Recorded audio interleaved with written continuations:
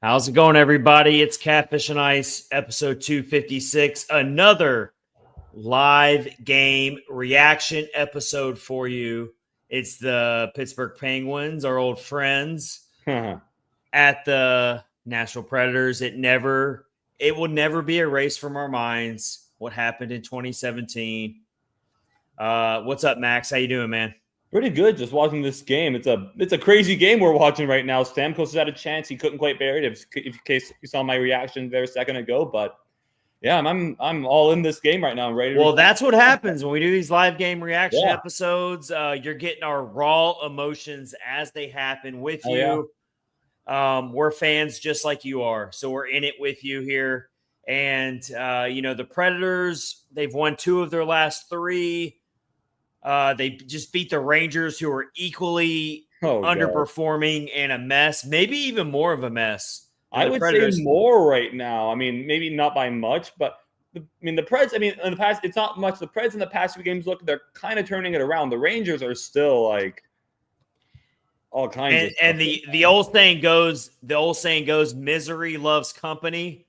And when you're sitting back as a Predators fan, you like to see some of these other teams that are also equally a mess. And you're like, hey, I know how you feel. I know how you feel. And that's what that Rangers game felt like. It felt like 2 fan bases and 2 teams that are in equally disarray, and someone had to win.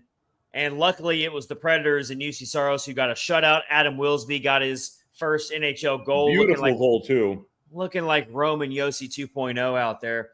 But let's focus on this Penguins game here. So it's 3-3 as we join you right now in the second period. And a lot of offense that we're not used to seeing from this Predators team. You got goals from Stamkos. You got a goal from Jonathan Marchessault. And you've got a goal from Luke Evangelista on the power play. So those are your 3 Preds goal scorers. The opening goal from the Predators was... So, look, Forsberg is on a incredibly hard to understand. You can't even wrap your head around it.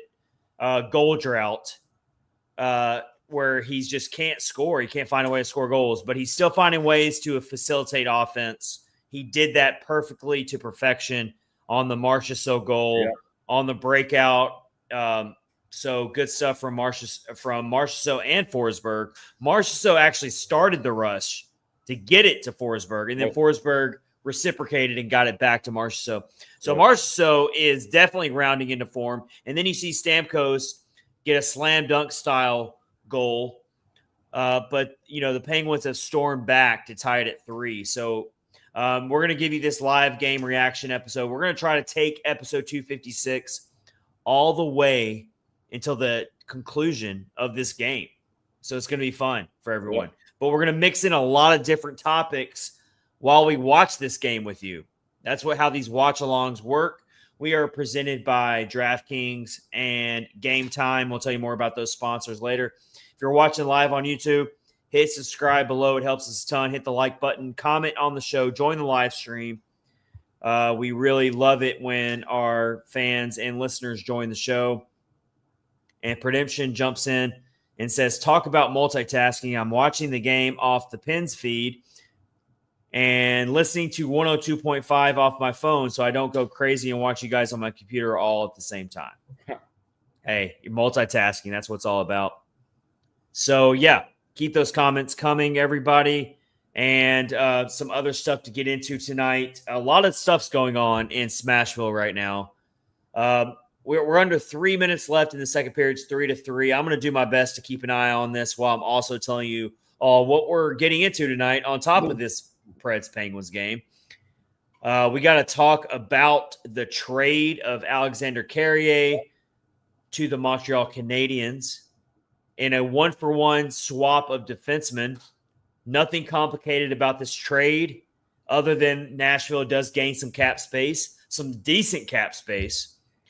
So me and Max are going to give our early grades of that trade. And when we say early, that means we don't know what trades are going to really mean until further down the road. We're going to give our early grades on this trade of Alexandre Carrier, who has been I would call him a solid defenseman. Yeah, absolutely. For this organization. I wouldn't call him great. I wouldn't call him elite. I wouldn't even call him like anything more than just slightly better than average, above average. I don't know. Steady. Yeah. You don't like to see him go. I like Alex Carrier, but you got to make moves at some point. So we're going to break down that trade more. We'll save our thoughts on that for later in this episode. Matt Duchene went on Spit and Chicklets podcast and really opened up. It rubs even more salt on the wound. You know, all we can focus on as Preds fans right now, watching our team be in last place, is all these former Predators players going to other teams and thriving. Matt Duchene is certainly one of them. But you hear those comments from the Spit and Chicklets podcast, which is undoubtedly the biggest hockey podcast out there, and be very candid about how he really did not want to leave Nashville, how heartbroken he was, basically called the team and begged them not to do it. Right. I mean, you don't see players be that open and honest very often in hockey. Right. It kind of tugs at your heartstrings a little bit because we already knew before that podcast interview how much Duchene wanted to be in Nashville, how much he loves Nashville.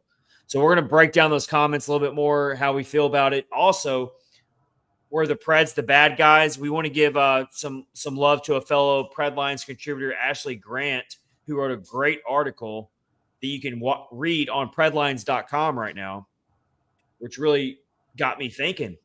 Were the Preds the bad guys in the front office? Like, should they have – like, was it dirty kind of like to just do what they did, the business side of hockey, if you will? We got to talk about the top line. Is it starting to be solved finally this deep in the season for the Predators? Like, they've got Stamkos as the top line center. They've got 3 goals tonight already. I know they're still, the game is very much in the balance, but they got 3 goals. That was hard to do for a longest time, just to get 3 goals. You got Stamkos, Marchessault, and Forsberg looking like the new top line that needs to never be broken up ever again. So we got to talk about that a little bit more. Max wrote a great article for Predlines.com. Before really a lot of this started happening, he was talking about it. So it's good to see that. So we got to see, is it not even just the top line, but is the top 6 of the Nashville Predators starting to be solved? Finally.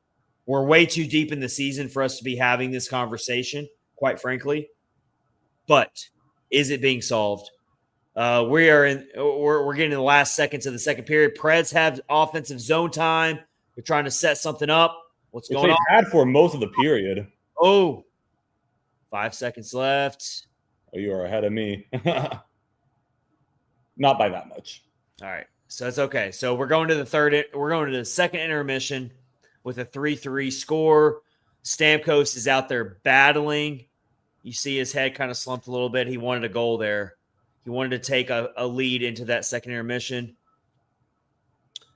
This is what we want to see, everybody. I know nobody is going to be happy about where the Predators sit in the standings. I would not expect anybody to make any excuses. We're all upset. We're all trying to make sense of it. Even Barry Trotz is talking to Brooks Bratton, who is the spokesperson for the Predators, social media spokesperson, and basically saying, I can't explain the unexplainable. That's basically what he said today. That's the quote I read. But he doesn't like where we're at. That's what Trotz basically said, to quote it as saying. So you got to live with the situation we're in, Max. I mean, what else can you say? Yeah, I mean, what can you really do? I mean, we obviously know the season's the way it's gone the way it's gone, and that's why Trotz is really trying to make moves, like the one he made yesterday. And it's not just that move. That there's going to be other things he's trying to do to improve this roster. But I mean, obviously things have not gone according to plan, and somehow you either got to make it better or pivot somehow. And I think and the Preds are doing everything they can to try, being in that middle ground. But and they're playing better the past few games. But it's only been a week, and and hopefully they can keep it going for more games. I mean, what are you supposed to do? Just hang your head low and just like wallow and stuff? No, you have to push ahead. You have to figure out a way to dig your way out of it and see how the season progresses, see what happens. I mean, obviously it would take a miracle upon miracles to make the playoffs, but you got to see this team fight. You got to see this team battle. You got to see this team not bury its head in the sand and just make something happen. Make it exciting again. Make hockey fun again to watch, And I'm starting to see that a little bit. I am. I mean, and it's not just because they won the last game. I'm just saying they're starting to make very gradual progress and starting to find a little chemistry. And it's encouraging to see, even though it's probably way too little too late. But you got to see progress. And Barry Trotz, he's not going to just sit idly and not try to make roster moves despite where the team's at in the standings. And you would not expect him to. And so the team now, we're going to get more into the Alexandre Carrier trade analysis. You see the to-do list for episode 256 on your screen if you're watching on YouTube and Facebook right now. We're going to continue to do the live game reaction of the Preds and the Penguins. We're in the second intermission with the score tied 3-3. We're about to give some trade analysis of Alexandre Carrier to the Montreal Canadiens for a younger defenseman, but also a right shot defenseman, Justin Barron. We're going to talk about that trade, but also, is it a bigger move for the future and not just about the player you're getting in return? Has Nashville finally found their top line? Duchene on his Nashville exit. And we're going to do our battle for the Central Christmas edition power rankings because we haven't done those in a couple episodes. So we got to update our Central Division battle for the Central Power rankings. So we got plenty to get into as we hopefully take you to the very end of this game. If it goes to overtime, we're really going to have to stretch it out, but it'll be fun. So that's what we got in store for you.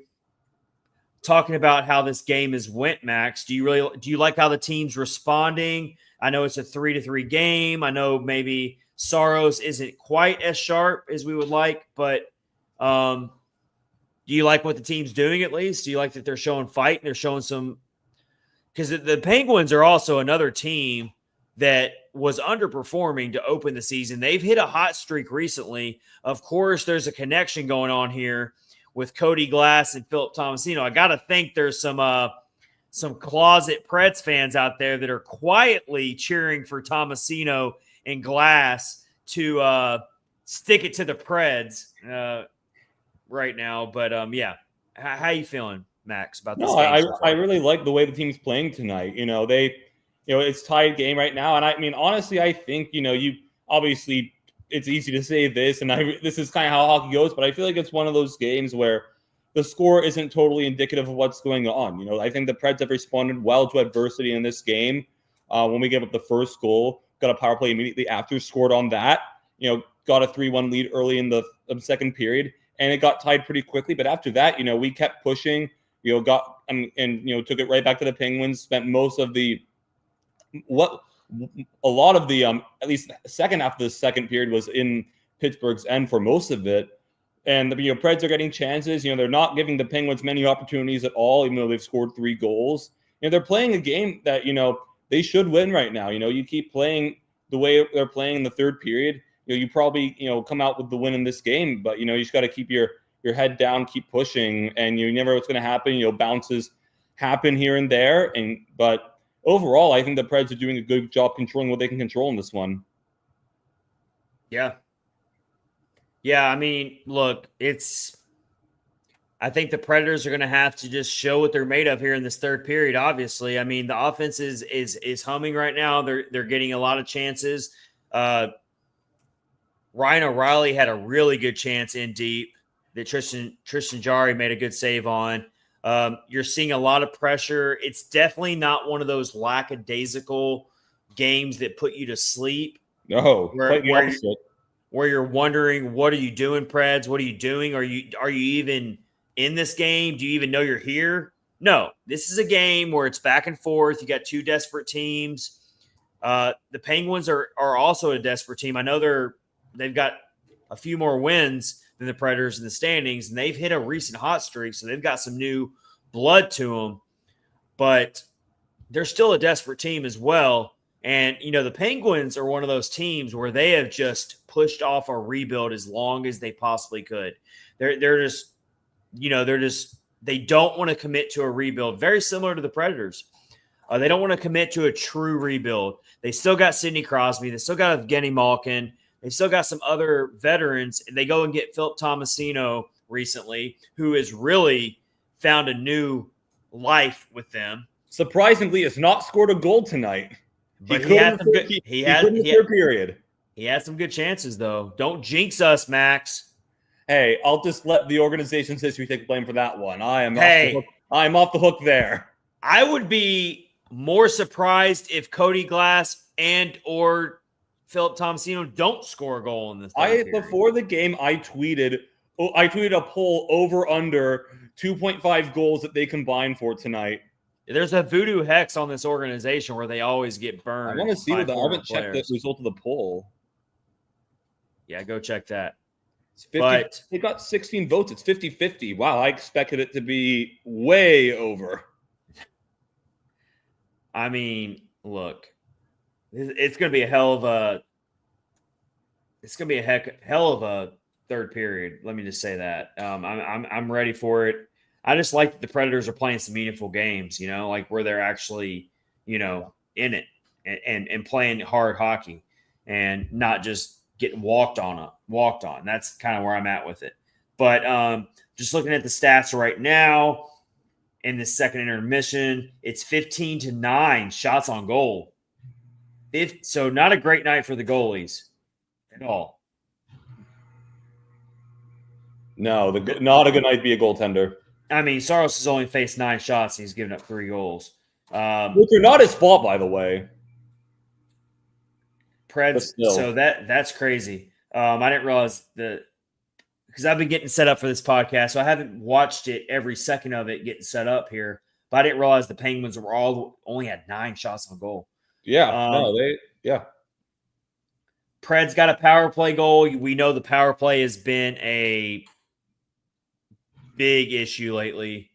And they got another goal. Even the Stamkos goal was at even strength, but it was on a delayed penalty after the point. So that kind of counts. Yeah, true. Yeah, they had the extra skater out there on the delayed penalty.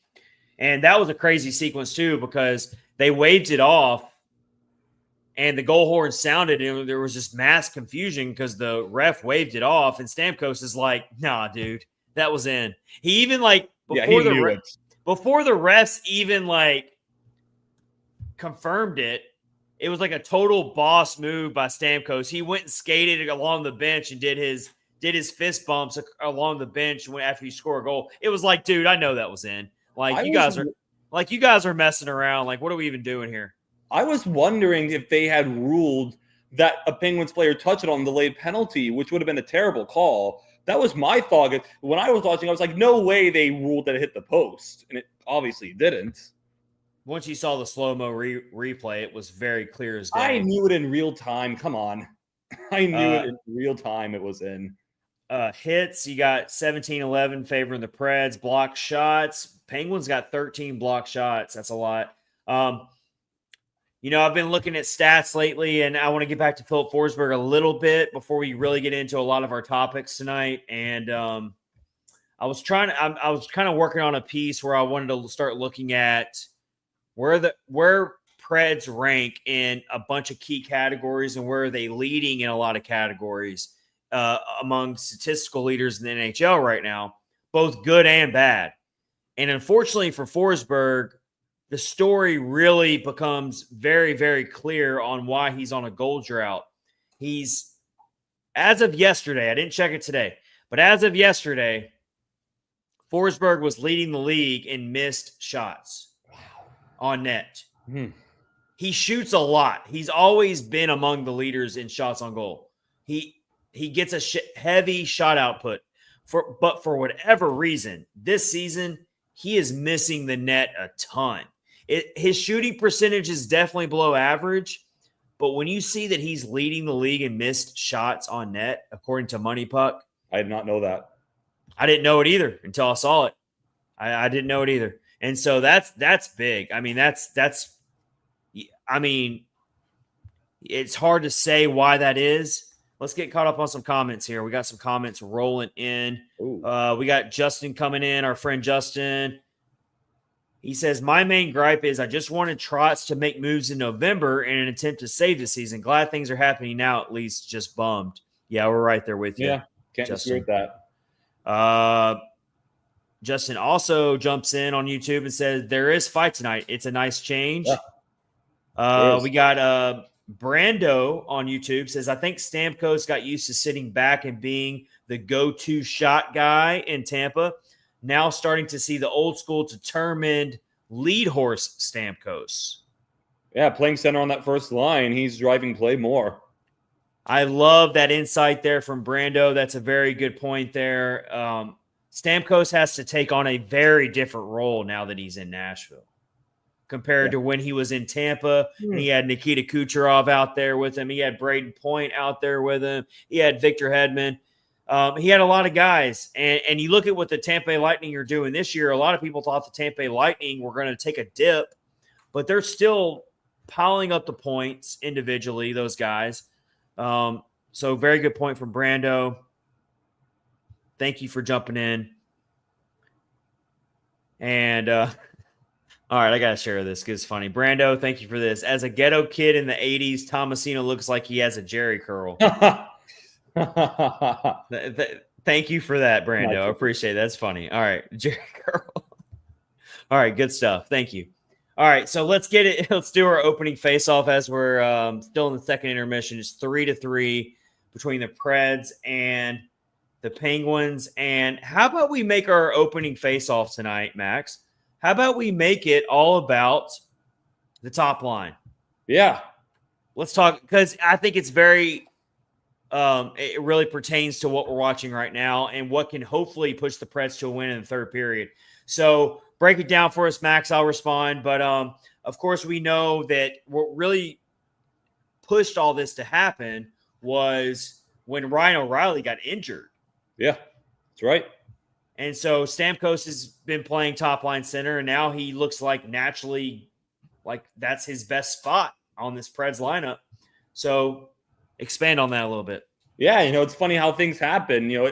Obviously the past few years, Stamkos has been on the wing. It's clearly the plan that Andrew Brunette and Barry Trotz had for him. They were reluctant to put him back at center the whole year, but, they were kind of forced to because of the injury, and it's been great so far. It's almost kind of one of those things when in doubt, put your top offensive guns on the same line. And that's what's going on for the Preds right now. I mean, everybody, even though Forsberg's in his goal drought, he's still making plays. He's still pulling his weight in terms of creating opportunities, helping drive play. Jonathan Marchessault's been on a heater. He's had, I believe I heard 7, counting tonight, 7 points in his last 4 games. He's had he's had 2 goals in the past 2 games. He had 2 goals in the game against Calgary a week ago. I mean, things are just changing for this offense, it seems, with this top line working. I mean, every night you notice them out there.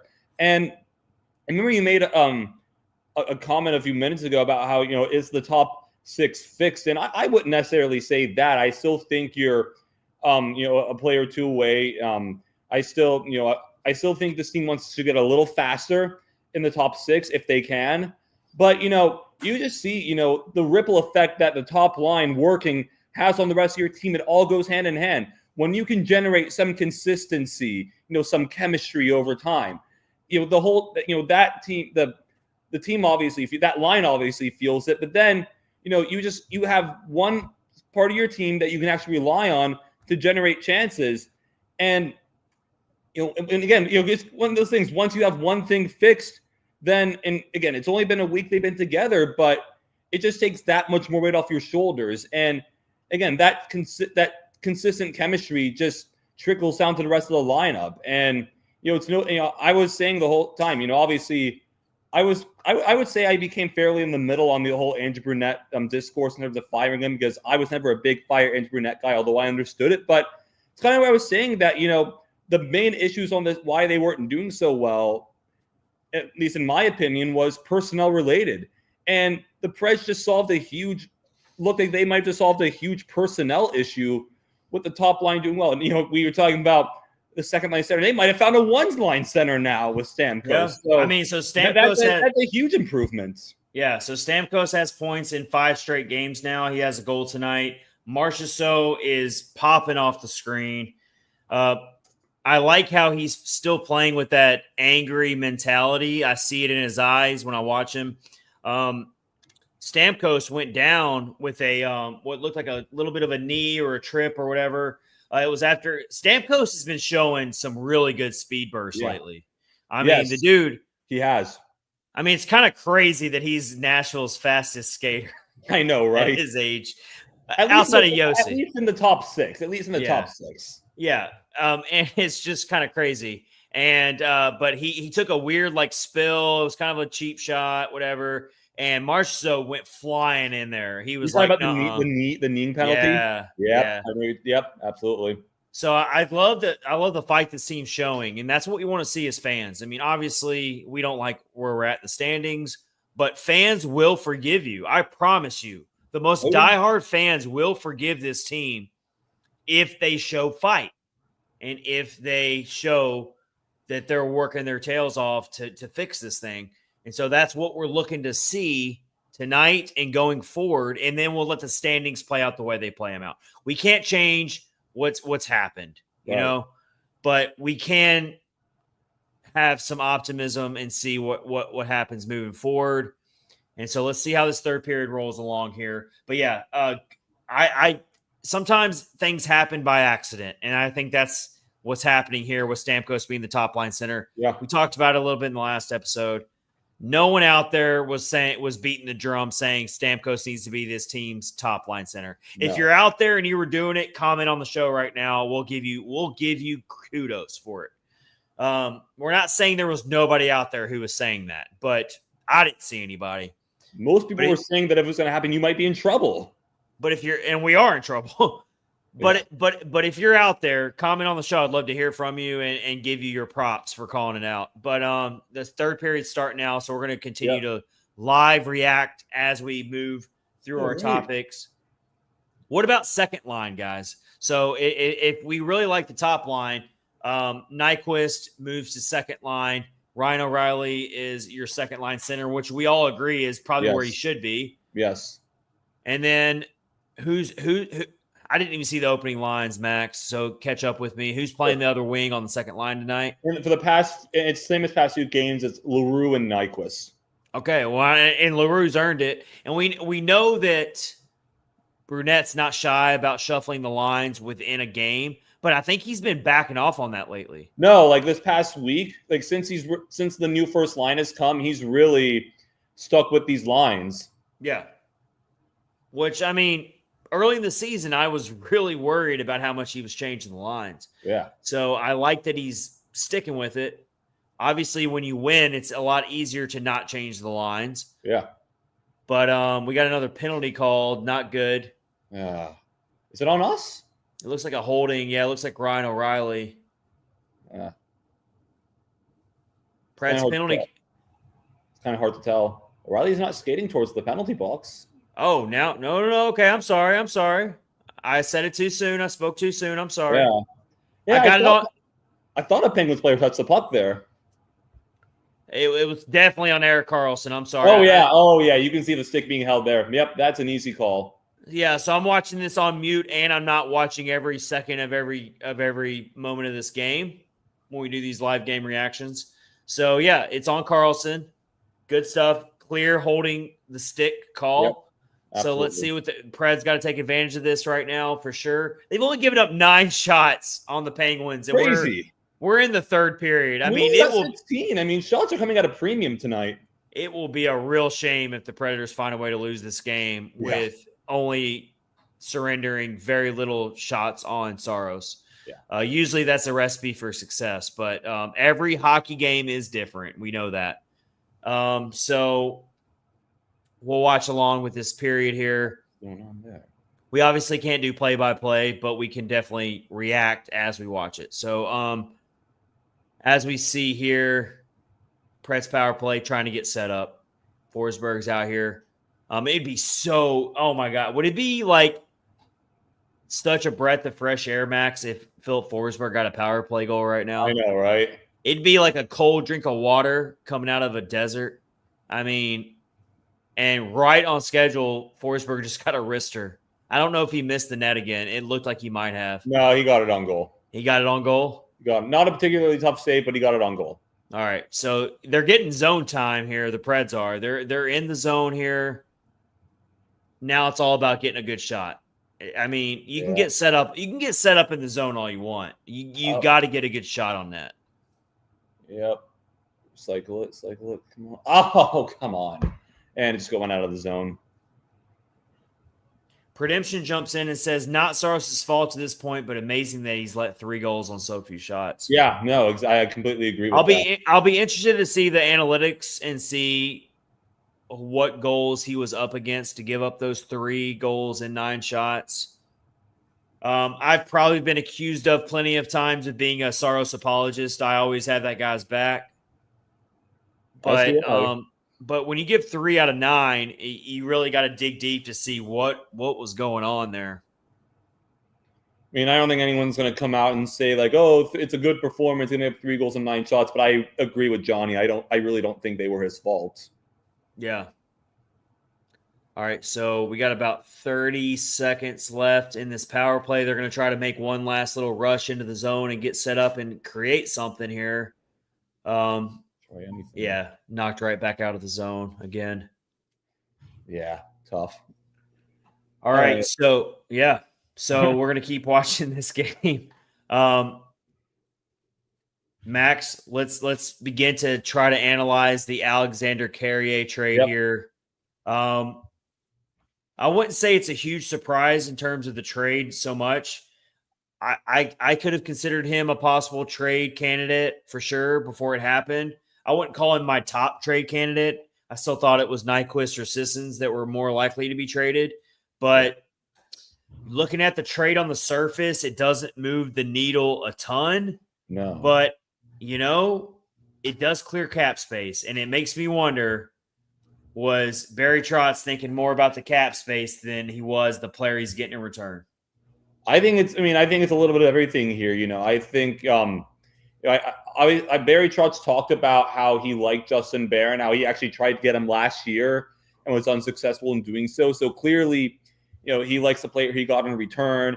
Definitely has to do with some cap space, and also how well Adam Wilsby and Nick Blankenberg have played. I think Trotz said that, and everybody kind of suspected that was the case. And I see the logic for this deal. Barron obviously is a former first-round pick, offensive talent, has a good shot, bigger, more physical than Carrier.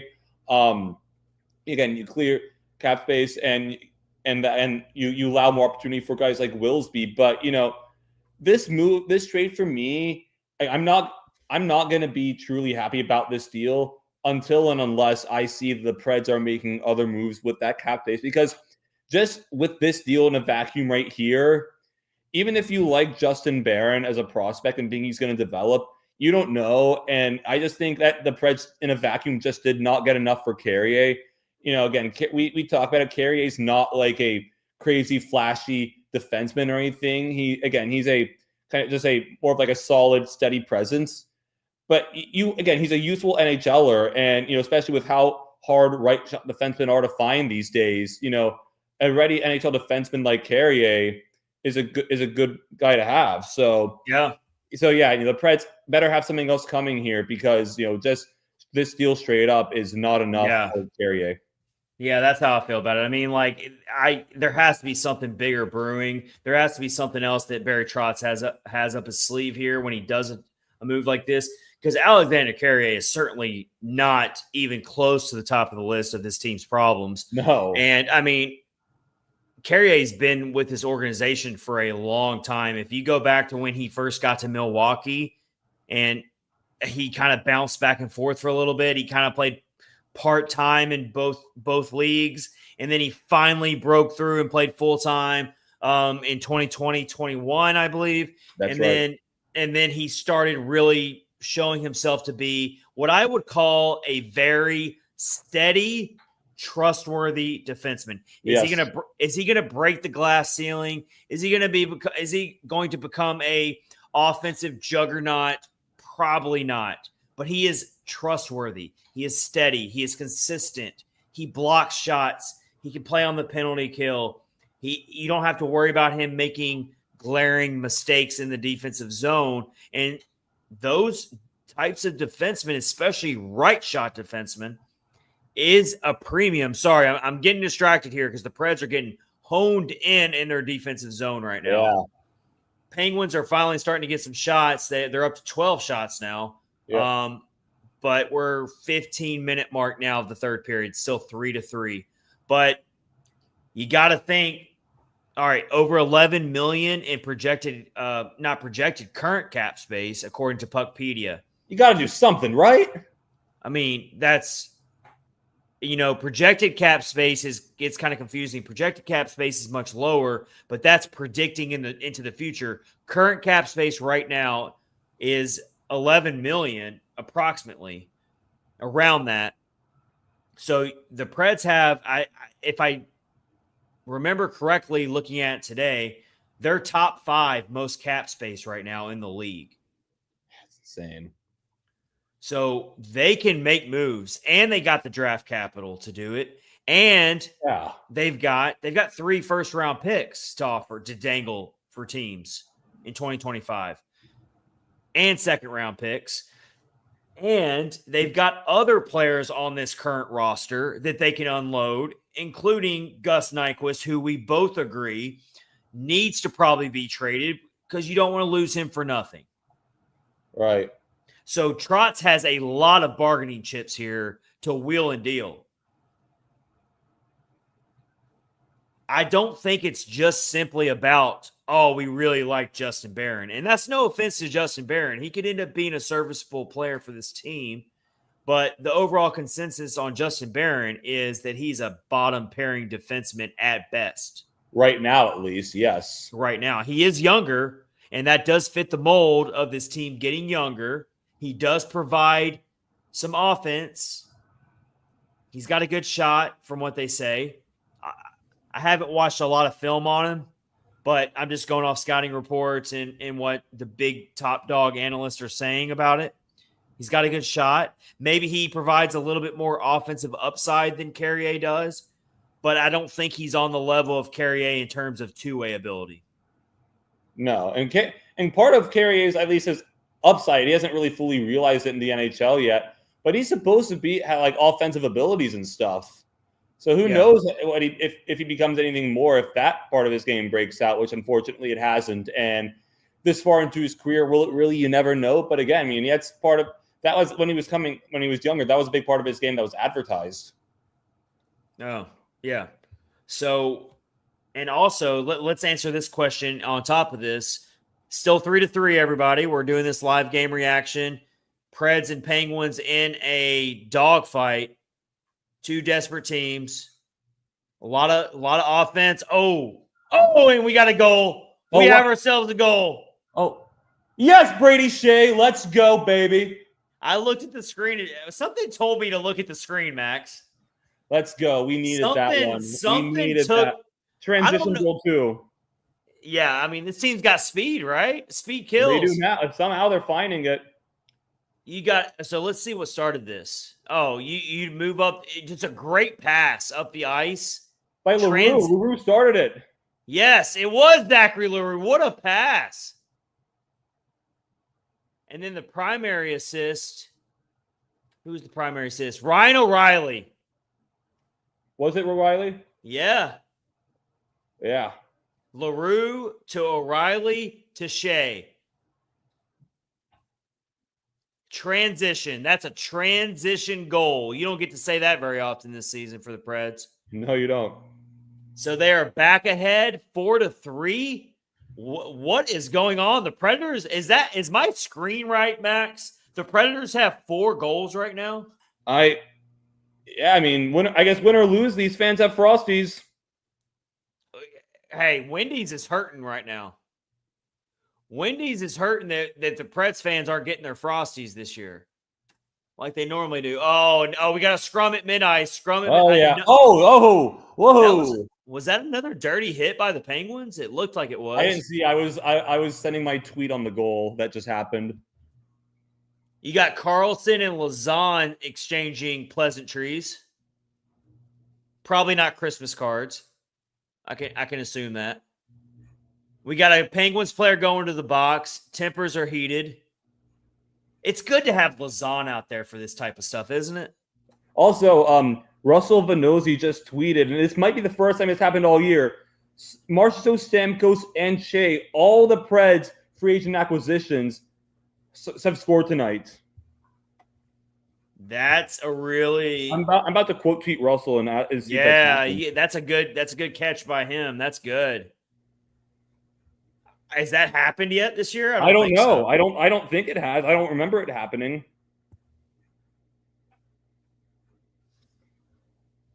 All right. Good stuff there. It's nice to see the offense finally living up to it. To get back to Justin Barron real quick and put a bow on this opening faceoff about Alexandre Carrier trade. $2.6 million extra cap space freed up from it. Barron does have a little offense. He's 23, so he's younger than Carrier. He's, 3 years younger, approximately? I think 3 or 4, maybe 4. He's 23. Carrier's 2 years. He's 5 years younger. Yeah, so played less games than Carrier career-wise. 13 goals, 18 assists in his NHL career. Was getting healthy scratched a ton for Montreal. So let's hope that for once the Preds can be on the receiving end, the beneficiary end of a player needing new scenery and blossoming.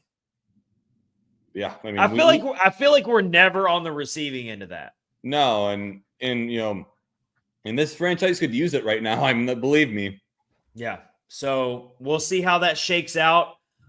Max, how do you see? So you really until another move happens with the Preds being fully healthy,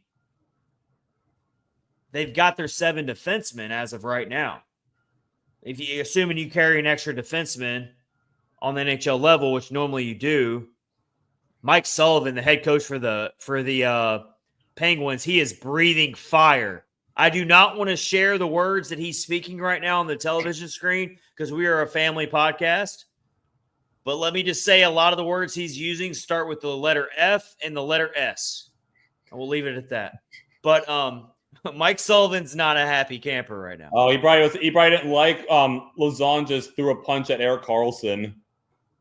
I mean, both guys were going at it, so it's not but he's Preds got another power play out of it. Oh, okay. And they're teeing off on Tristan Jarry right now. Oh, man. I mean, something tells me the Preds are going to need another goal to take this home tonight. Oh, yeah. No, this thing is – you could easily see the Penguins scoring another one. Something tells me you're going to need 5 goals to win this. I commented about it, but Tomasino's kind of sniffing around in this third period looking for one. Will you stop with that? Man, I can't help it. And let me say something. I like Tomasino. I like Glass. I want to see them have all the success, just not against us. Right. Yeah. I'd love to see them both become 50 goal scorers. Just don't do it against the Predators, please. We've had enough pain this year. We've had enough trauma. We always see, even in other years when we're doing well, our former players always score against us. So real quick, I just want, while we're watching this, Max, if we can focus for a little bit on something else, is Barry Trotz living too dangerously right now? Is he? Because we loved it. We were applauding it at first. We were like, we love this. He's going out there and he's spending all this money and he's doing all these things. Is he actually living a little too dangerously right now, or do you love it? Do you love that he is still making moves? He's still wheeling and dealing.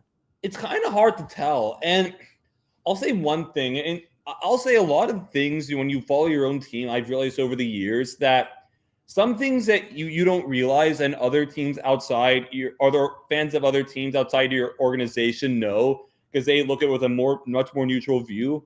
And one thing, and where I'm going with that is, I was watching a podcast a few weeks ago with some guys, and it was Steve Dangle was on it, and he was one of the points he was making is, in a lot of ways, Barry Trotz is just kind of doing stuff. Like a lot of it does. He always kind of seems to find his way on one end of the pendulum or the other. Like when he first started as a GM, it looked like he was going to want to rebuild this thing.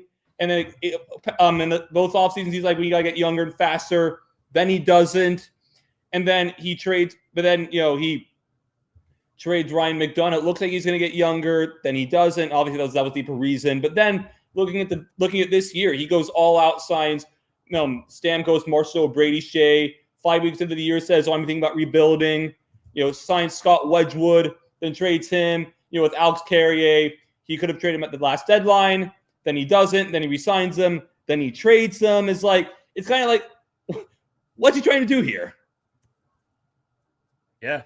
I mean, it does kind of have that feeling of like, is Trotz just, and Steve Dangle literally said, is Trotz kind of just hitting buttons on an iPad or something like that? I mean, we're seeing a inexperienced general manager. I mean, let's call it like it is. I mean, he's kind of like an unconventional general manager. And I do think he's taking a lot of risk and a lot of chances, and he can either end up being proven to be a wizard, or he can end up being proven to be crazy and taking way too many risks. We don't really know right now, as you say. I mean, the moves a general manager makes cannot be judged in one season a lot of times. No, and again, Trotz is still early in his GM tenure. He's only 2 years in, and there's more to find out. And I'm not saying, fire Trotz. No, we still got to see what more. I've seen that. Max, I'm not there. Have you been on Preds Facebook lately, Max? No, I don't go on Preds Facebook. No, dude, I don't have Facebook. It is always chaos over there, but now it really is. I mean, they're talking about firing Trotz, firing Brunette, fire the Zamboni. A lot of Preds Twitter was on the fire Brunette train. I don't feel like I've seen fire Trotz nearly as much. Anyway, though, I'm not. But in Preds Facebook, they want to fire those guys. They want to fire the Zamboni driver. They want to fire the hot dog vendor. They want to fire the guy that delivers the ice to Bridgestone. They want to fire them all. They want them all out of there. If you're associated in any way with the Nashville Predators, you need to be fired. Fire the fan base, I guess. That's where the Predators Facebook is at right now. But I do think that he is an unconventional general manager. Yeah. Take that for good or bad. He's an unconventional. I think that he is going to make at least a couple more headline grabbing moves before the deadline. And you have to wait and see what those moves mean. He is going to be the general manager that is managing a close or near close last place team, and he might still be a buyer. Yeah. I'm just being honest with you. And even if he's a buyer, it doesn't mean he's buying for this season. He might be buying for 2025, 26, and beyond. You don't have to. No one says that when you buy at the trade deadline that you're buying for that season. Right. There's nothing that says in the rule book you're necessarily doing that.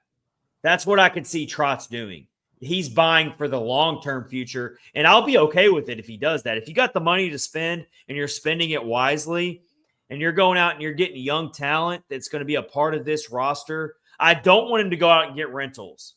No. And I don't think he's going to do that. He's not going to go get rentals, but I like the idea of him getting young, taking flyers on young talent who needs a new home to address the concerns that this team has, which is clearly speed, offensive flair. And you could even find some ways to even bolster the defense a little bit too. But I feel like the defensive corps has a lot more answers to it for the future than the forwards do. Yes, agreed. When you talk about Willsby, when you Yeah. talk about Nick Blankenberg, I mean, no one's talking about Nick Blankenberg, No.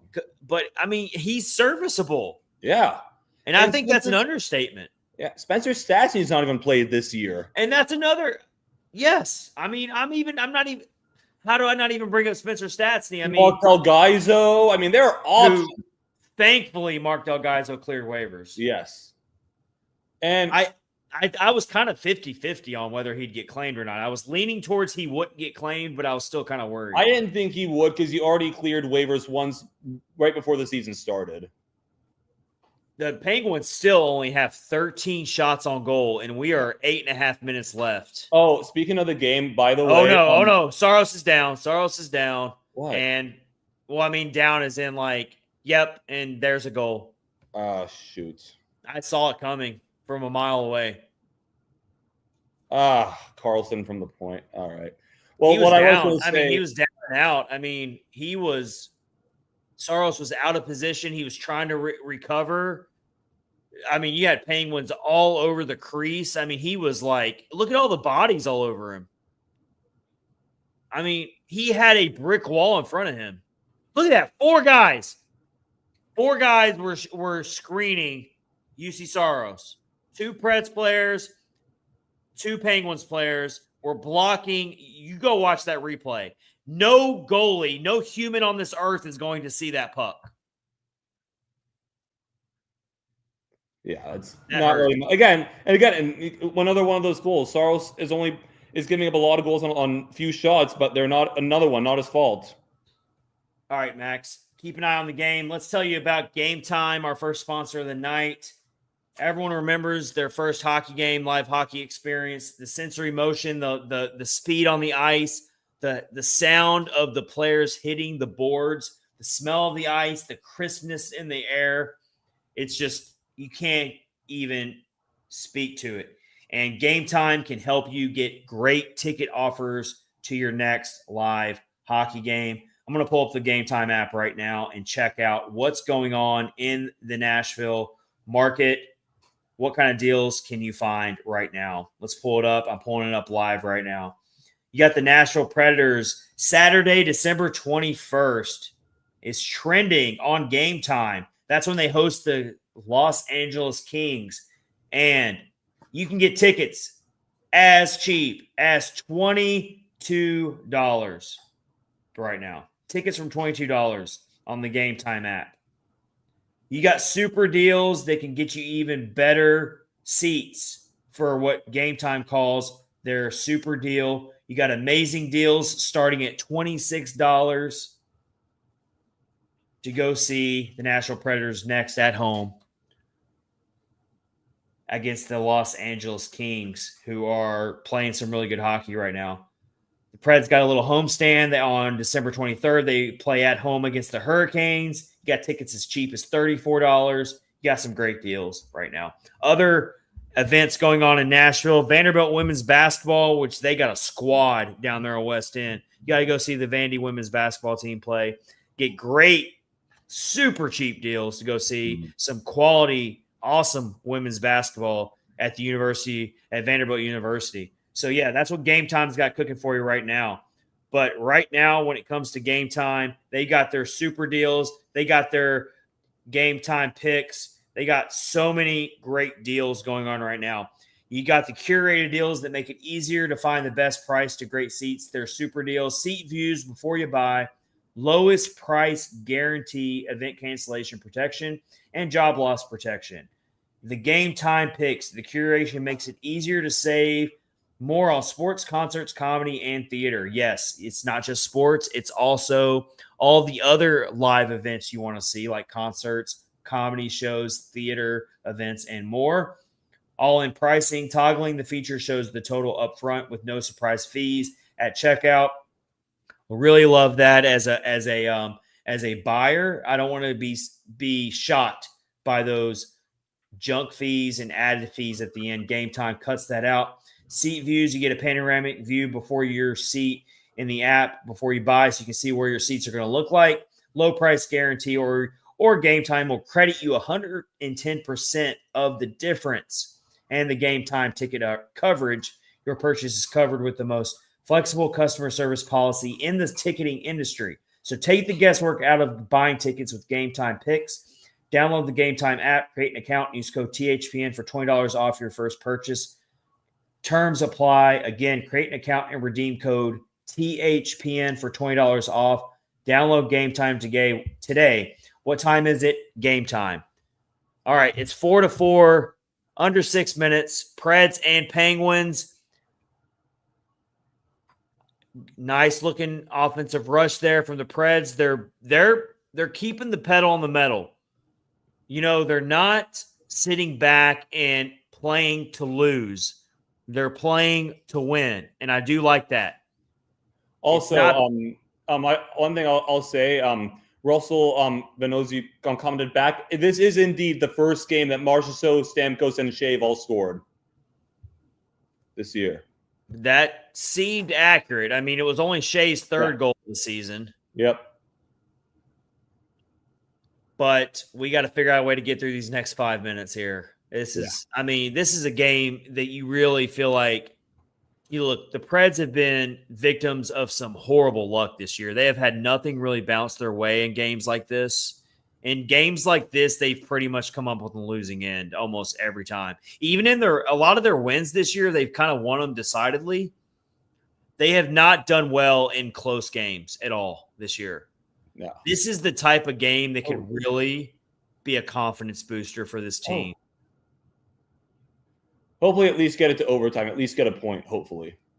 Oh, no, we need the 2 points, guys. And I don't like the Preds in overtime at all. They are not an overtime team. Maybe not, especially maybe not against the Penguins with Crosby and Malkin on 3-on-3. You probably don't, even though they may not be on the same line. You get my point, though. I do get your point.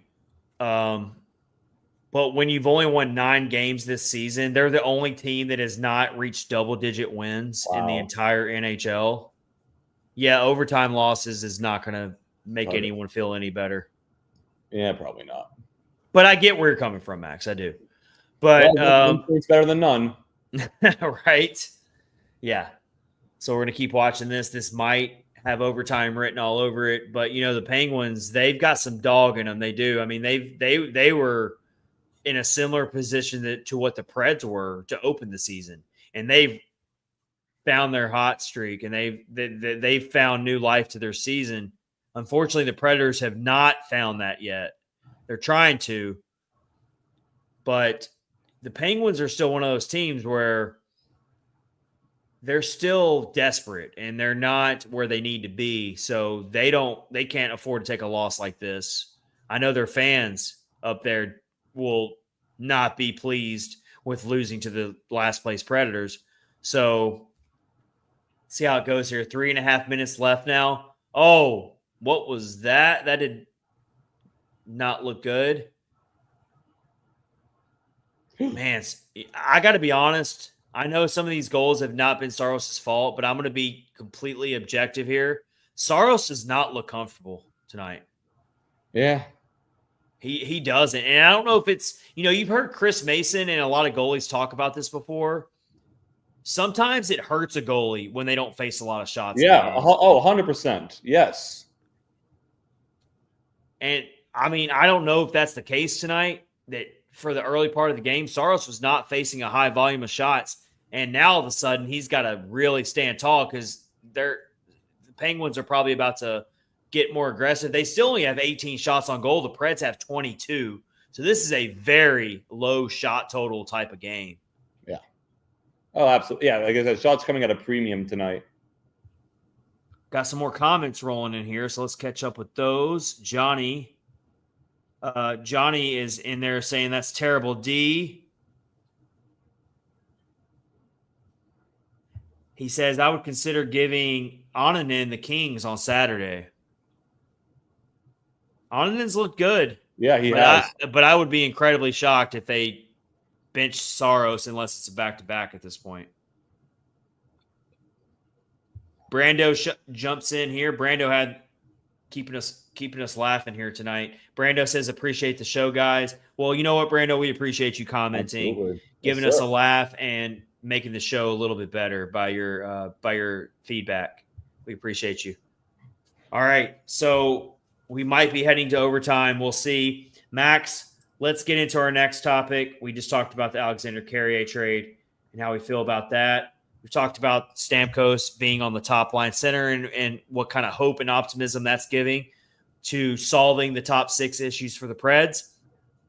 Let's talk about Matt Duchene and his comments on the Spit and Chickless podcast. You don't see players open up like that. Mm-hmm.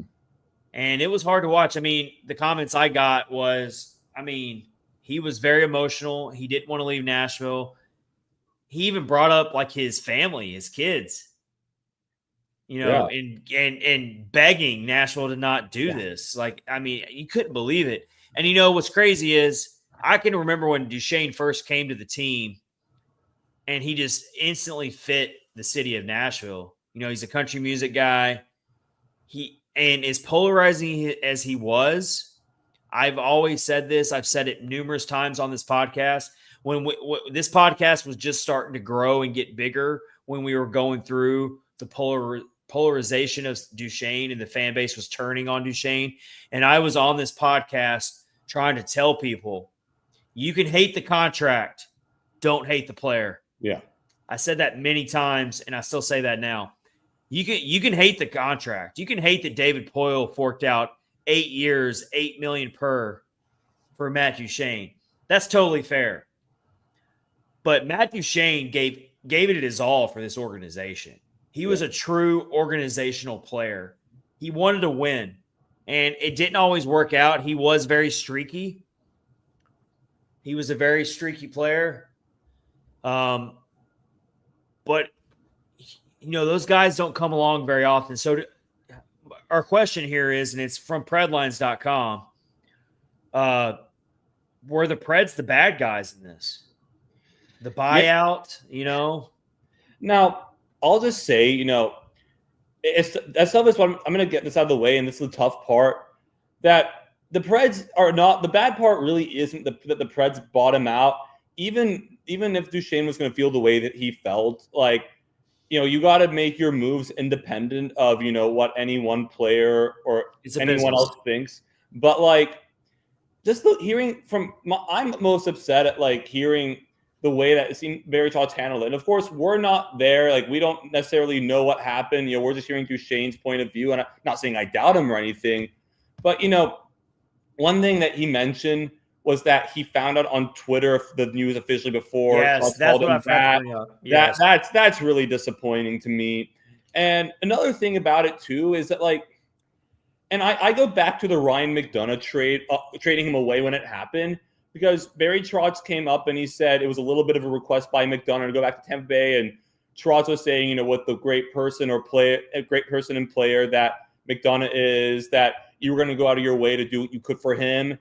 And it just but then he was so rough with Duchene again. Not that buying him out was really the main issue, but the way he did it, just like he's saying, oh yeah, get out of here. I don't care about you. It's like, I just have a problem with that. And and again, maybe one thing was a player like, I don't know, Corey Perry, who everyone absolutely hates.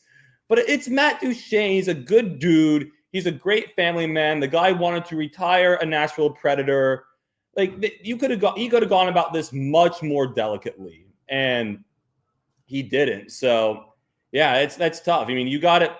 But overall, my thing is you can't, pick and choose who you're going to treat well. You got to treat everyone consistently. Yeah.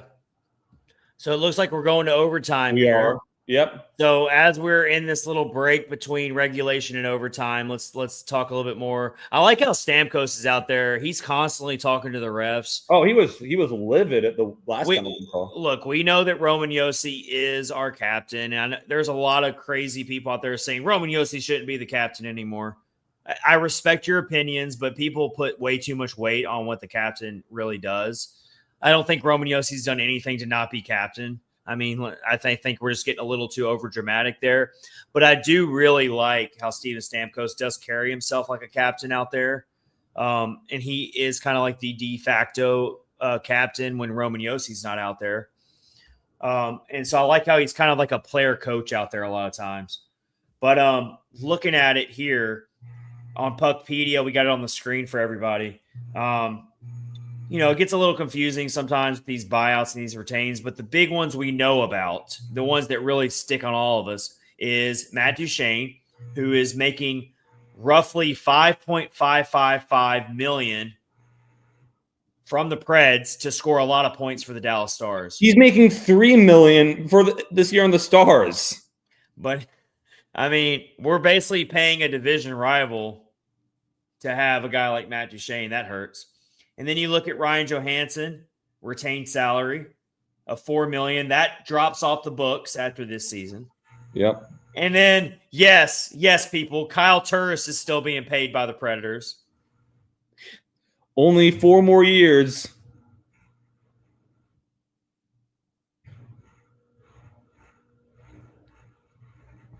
Yeah, I mean, and then we got Matthias Ekholm retained salary. Why did we have to use a salary retention spot for Ekholm for just $250,000? Surely we could have done something to sweeten that part of the deal.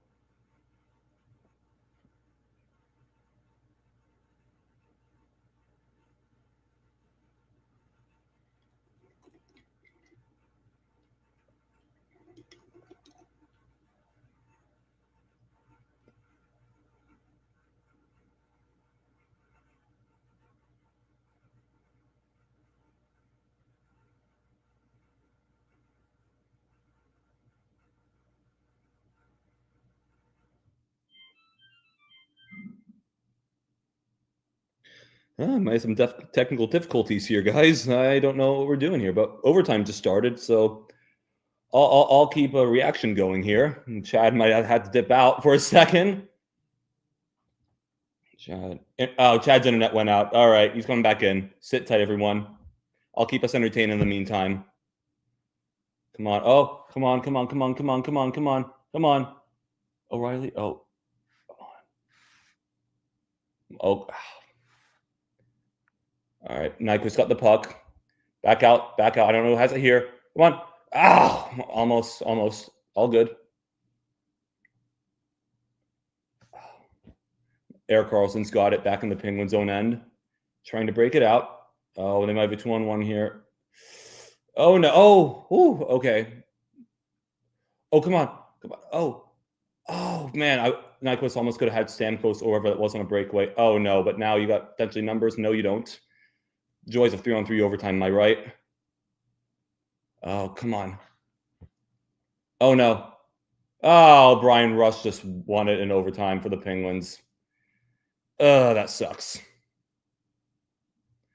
5-4, the Penguins win in overtime. Preds do get a point in the standings, but hurts to not come out with a win in that one. Very tough. Hey,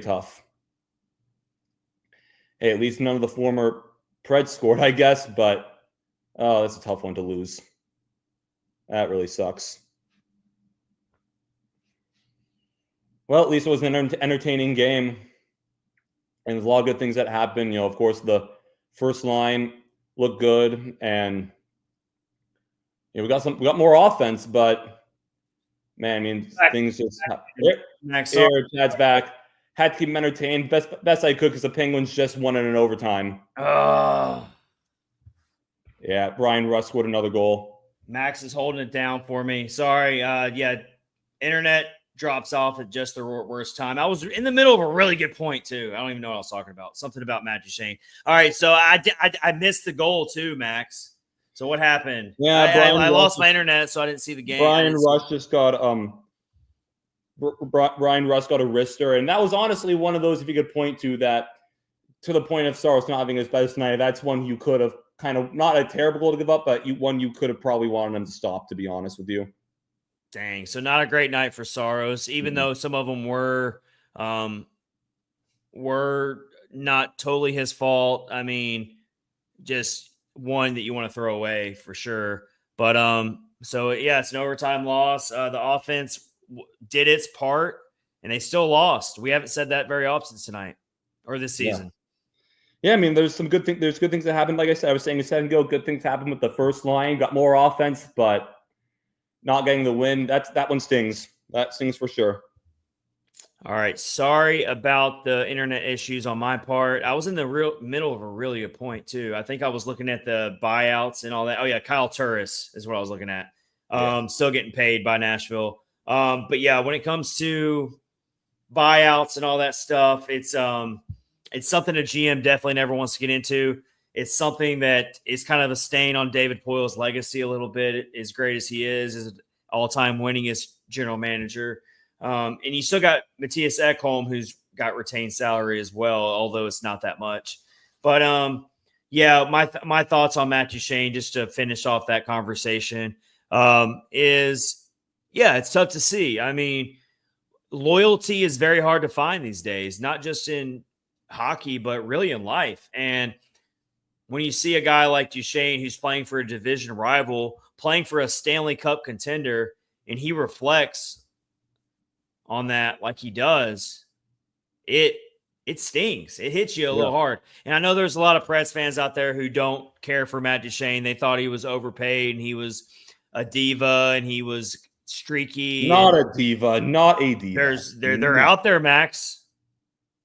But yeah, I got nothing for those people. Yeah, I'm just going off what I've seen. I definitely don't agree with that thought process. But again, like I was saying, you can hate the contract all you want that was given to him. Don't hate the player. The guy cared about Nashville. He loved this community. He loved this team. I wish there would have been a way to keep him here, but a shocking buyout happened, and now look what he's doing for the Dallas Stars. But we could sure use his offense right now. I can tell you that. But we can't hold that accountable to Barry Trotz because Barry Trotz didn't do that. You can hold the buyout. You can hold him accountable for the buyout. You can't hold him accountable for the contract that was given to him. Yeah, exactly. Yeah. So, and he was just trying to get out of it at that point and do his own vision, do his own thing. I understand what Barry Trotz's trying to do. Again, I am not so mad at the buyout itself. I'm upset with the way he handled it. Yeah. Even though I don't think the buyout was a good That's where we were at when my internet went out. You were talking about finding out on social media and stuff. I was trying to remember where we were at when my internet went out because you froze. I was talking. I talked for like 15 seconds and you were frozen. And I was like, Max, are you going to talk? Are you going to say something? And you were just frozen. Your screen literally froze too. I was wondering what's going on here. Yeah, it's just, hey, that's the internet for you. You can't trust it all the time. Johnny texted me saying I pulled my weight when you were gone, so I'm happy. I'm happy. And when we do these live podcasts, everybody, especially if you're listening on the on Spotify or Apple, you're probably so confused right now. You're like, why did when we do these live episodes, there is no editing. It's what you get is what you get because we're going live and we're recording and we're using the same shoddy and untrustworthy internet that you guys probably use. So that's what happened there. When you were gone, it was almost like I was unprepared for the pop test that came up on me. No, you held. I'm sure you did fine. So with that said, we got post-game analysis here. So the Preds lose 5-4. Not a great night for UC Saros, unfortunately. So the standings now, what is that? Their 7th overtime loss of the season. Yeah, I think Johnny texted me 7 overtime losses in a row. That is. And that is something I threw out there that this team is not a good overtime team at all. They're not built for overtime at all. Unfortunately, I mean, they're not built for a lot of things. But Johnny has texted me to ask you this, Chad. What happens first? Preds win 2 in a row, or they win another overtime game this year? I would say 2 in a row. So they fall to 9, 17, and 7. That puts them at 25 points. So temporarily, they do move ahead of the Chicago Blackhawks in what is an epic battle of last place teams in the whole NHL. Yeah. And the Preds are still the only team in the NHL that doesn't have double-digit wins. Yeah, that's insane. That hurts. Yeah. But what else? Even when it looks like a first line, there's still problems with this team. Yeah. And progress is being shown, and I know people aren't going to want to hear that because when you lose, you lose. Yep. But it's still true. The team is showing progress. The problem is it's way too little too late. Yeah. We're past the point of saving the season. Now we're just trying to salvage it, and we're just trying to see progress. And I'm telling you, Trotz has got some stuff up his sleeve. I think he's going to make some very significant moves that aren't going to fix this current season. They're not going to be instant returns, but he's going to start making moves that he thinks will set this team up for 2025, 2026, 2027. That's the way Trotz has to start thinking about this from now on. And with that cap space, he's got to start thinking about ways to do that. And I'm still going to stick to this, everybody. I got a lot of blowback on this. And I understand why. Ryan O'Reilly still needs to be a trade option for you. And I'm not. And I saw we kind of were in a chain of people talking on Twitter the other day, and you made a great point. Don't just trade Ryan O'Reilly just to trade him, especially not now when he has several years in his contract. But you got to. He's got two. He's got 2 more years. But still, like you're at the point where if you're going to trade him, you get your due return. But and I think they can. That's my point. Think about it for sure. I think they can get a good trade return. Now, I will say this, Barry, and I don't think Barry Trotz would do this. And no matter if it's the right business move or not, don't trade him back to Buffalo in the Dylan Cousins deal. Don't do that to Ryan O'Reilly, please. He went through so much hell when he went there. His hockey career almost ended. Don't do that to him. I don't think they're going to get Dylan Cousins, and his contract is also scares me a little bit. Yeah, that's true. But they were talking. The report came out that Trotz was really trying hard to trade for him, but I could see that. I mean, he's a true center. Cousins is a true center. And he's young. He's fast. He's fast. He solves a lot of problems that this Preds team has. I've also seen that the Maple Leafs are very interested in having a Ryan O'Reilly reunion. I don't think he'd be that thrilled about it either, because didn't he turn them down? Not even anything to do with money related. Anything to do with money. Point, but he doesn't have a no move clause or anything like that. No, he has no movement protection. But don't turn him back to Buffalo, please. I still lean more towards Trotz isn't going to deal in. No, I don't. I think Trotz really respects O'Reilly and wants to keep him around. Yes.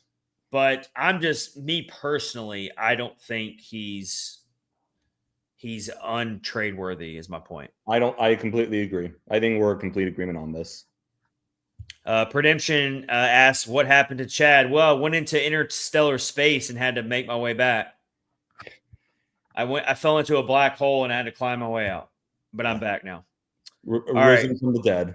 Risen from the dead. Let's tell you about our next sponsor of the night. That's DraftKings. The 2024-25 NHL season still has that new car smell. We're not even at the halfway point technically yet. And the action is heating up at DraftKings Sportsbook, an official sports betting partner of the NHL. It's super easy for first-timers to get started at DraftKings Sportsbook. Try betting on something simple like picking a team to win. If you're new to DraftKings, listen up. New customers bet $5 to get $150 in bonus bets if your team wins. Let's hope my internet doesn't go out before I finish this ad read.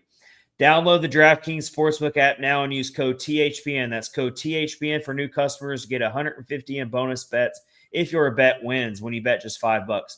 Only on DraftKings, the crown is yours. Gambling problem, call 1-800-GAMBLER.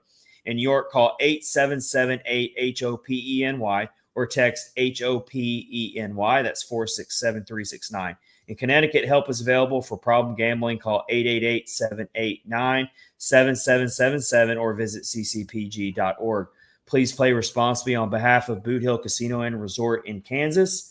21 plus age and eligibility varies by jurisdiction. Void in Ontario. Bet must win to receive the reward. Bonus bets expire 168 hours after issuance. For additional terms and responsible gaming resources, see dkng.co/ice. Copyright NHL 2024. All rights reserved. How about we do our battle for the Central power rankings now? Yes, and we always do these before the night's games, so just remember that, everybody. But by the way, Chad, we got him through the game. What's that? We got the podcast for the rest of the game. We didn't. We did. Yeah, we lasted through the game in overtime too. I know. I wasn't even sure if we were going to make it, but we always find ways to ramble on the show. We go on tangents, which is good. Yeah, that's what the people want to hear. They want to hear the tangents. Absolutely. So I'm going to put my power rankings on the screen. This is not accurate to the current standings on tonight's games, everybody. Yes, so same with mine. Because I would not have time to change these rankings right now. So I'm going to put them on the screen. These are our battle for the Central Power Rankings. If you're new to the show, these are our Central Division Power Rankings. We explain every team. We do it every episode normally, and they change throughout the season, as you would expect. Yeah. So let's get it on the screen for YouTube and Facebook. There it is. Christmas rankings. I'm going to try to think about what I would get for Christmas for each of these teams, but we'll see if I can come up with stuff here. So number one, I still have the Minnesota Wild. I had to think about it a little bit because the Winnipeg Jets are in first place, but I stuck with Minnesota. And what would I get for Minnesota? For Minnesota Wild this year for Christmas, I'll get them beating the Dallas Stars in the playoffs because I know that rivalry. And I know how much Minnesota Wild fans cannot stand Dallas Stars fans because they used to be the Minnesota North Stars. Yep.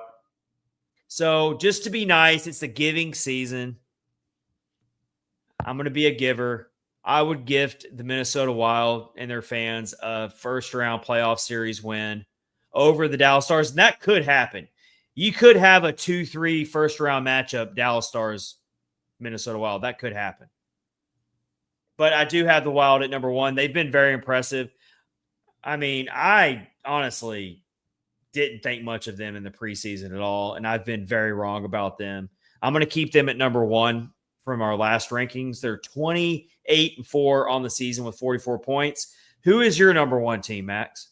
I flip-flopped your number 1 and 2. I had Winnipeg at 1, Minnesota at 2. Central Division's kind of stalled out in terms of, teams on. It has stalled out. So I kept mine fairly consistent to what the standings are at right now. If you look at a good chunk of the division, all the teams are trading wins and losses right now. Yeah, they are.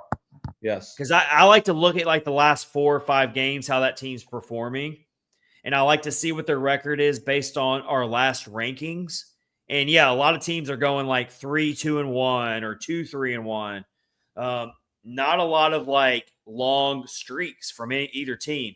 I've got the Jets at number 2, 23-10-1 on the season for 47 points. I moved them up from number 3 to number 2 from last week's rankings. Connor Hellebuyck is putting up a Vezina Trophy season. It's his to lose right now. He's my fantasy hockey team kingpin right now. But yeah, the Jets, they're another team where let's see if they can prove it in the playoffs. Number 3, I go with the Colorado Avalanche at 36 points, 18-15-0. Again, it's hard to separate these teams right now because a lot of teams are trading wins and losses. So we're really having to be subjective with our rankings right now. But I'm going with the Colorado Avalanche. I'm going to stick to my guns that they're a sleeping giant. And now that they've got, Mackenzie Blackwood, he could be their goalie problems, solve their goalie problems. Mackenzie Blackwood, when he was playing for the San Jose Sharks and he was getting roasted for 40 shots a game, no one really knew quite how good he was. But now, I think now that he's going to get more goal support with Colorado, I think he's going to be their number 1. And Scott Wedgwood's going to be their number 2. So they got at least right now, it looks like they got an answer for goalie. It's not the best answer, but it's an answer. And so we know what their offense is going to do. And I think in a 7-game series, it's going to be really hard to beat the Colorado Avalanche. So I got them at number 3. Who's your number 3 team, Max? This might have been a bit of a hot take, but I put some, again, with the Central teams kind of stalling out in terms of win streaks right now, I had to give that respect, and because they're kind of closing some gap on some of these teams as you see with the points. I put the Utah Hockey Club at number 3. And you know what? They're actually the one team in the division that's playing well. I think they've won 5 in a row, haven't they? Yeah, they're like 7-2-1 or something in the past 10. they've got some decent goal scorers too. I mean, they got Clayton Keller out there. We've always known about him. Nick Schmaltz is a good depth goal scorer. Is Dylan Gunther still doing well? Gunther, I mean, they've got a good squad. They've got an interesting squad. They could make a run for the wild card for sure, or maybe even surge up even higher. I do got them at number 5 though, in a very tightly contested middle of the division. So it's not necessarily a knock on them. I just need to see more to really feel comfortable to put them ahead of Dallas and Colorado. So I got Dallas at number 4. They're 19, 12, and 0 on the season for 38 points. I dropped them 2 spots this week, though. I had them at number 2 in my last rankings. I got Utah Hockey Club at number 5. I moved them up from number 6. They're 15, 11, and 5 on the season with 35 points. Number 6, I got the St. Louis Blues at 15, 15, and 3 with 33 points. And even with a loss tonight, they're 9, 17, and 7 now. I do still have Nashville ahead of Chicago at number 7, and I still got Chicago at number 8 at 11, 19, and 2 for 24 points. I mean, unfortunately, it looks like right now it's going to be Chicago and Nashville just battling for last place for the rest of the season. Maybe Nashville eventually catches a hot streak and they can move into number 6 and or something, but it's not going to really matter that much. But not at all what we predicted and what we projected. But Max, do you still have Nashville at least at number 7 and not in last place? Okay. Yep, I have. But looking at your list, I of course have number 1, number 2 flipped. I have Utah number 3. I have Dallas number 4, like you have. I have Colorado 5. So I essentially just switched Utah, Colorado 6, 7, 8. We're in agreement. All right, there you go. Sure. And, the Preds still have to play a lot of these teams a lot more in the division. They have played Dallas twice. I think they've played Colorado twice. They've only played Minnesota once, if I'm remembering correctly. They did beat Winnipeg in their one head-to-head matchup. Yep. They did beat Utah head-to-head. And they did beat Chicago head-to-head. They haven't played St. Louis yet, I don't think. They have not. I don't think they played St. Louis either. They play them next Friday, though. So that'll be an interesting matchup. I mean, I don't know. I mean, St. Louis is such a helter-skelter team. Sometimes they look really good, and other nights they just look awful. So you just don't know what you're ever going to get from St. Louis. And they're looked at as a team that's definitely a year or 2 away from really competing and going deep on any kind of a playoff run. So they're kind of performing what you would expect them to be, 15, 15, and 3. They're literally a middle of the road team. But I would say out of the division, outside of Minnesota just looking so good, I would say the biggest surprise of the division might be Utah Hockey Club. I would say it's Winnipeg, at least for the way they started.